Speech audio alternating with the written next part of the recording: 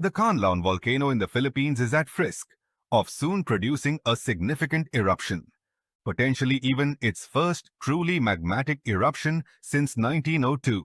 Now, to alleviate some fears, I am not talking about a Plinian or subplinian eruption, but do consider a potential for a strong volcanic eruption with 10-kilometer high eruption plumes to occur.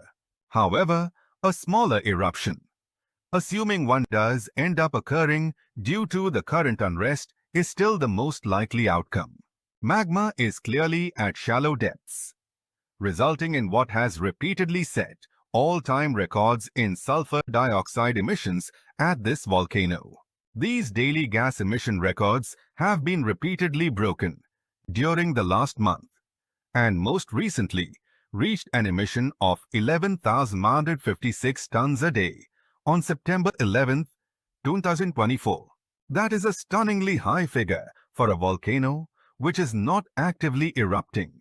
Gas emissions and such high levels indicate a likelihood of abundant magma at a depth of less than 8 km below ground.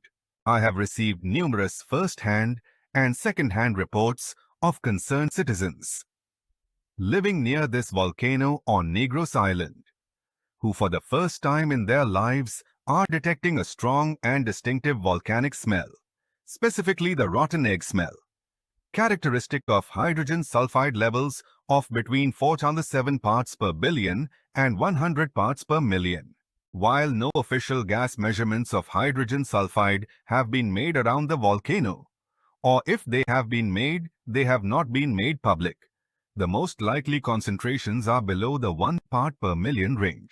Regardless, my point is that both physical evidence from instrumentation and circumstantial evidence from people support that highly unusual, once-in-a-lifetime activity is occurring at the Kanlaon volcano. Alongside this, a strong degassing plume has emerged, rising a kilometer above Kanlaon's 2,465 miles or 8,087 feet high summit crater.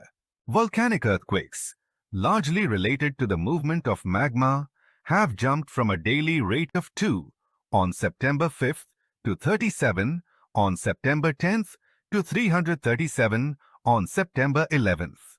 While this sudden spike, earthquake swarm activity could be resolved with no eruption occurring, as most magmatic intrusions do fail before they reach the surface and produce an eruption.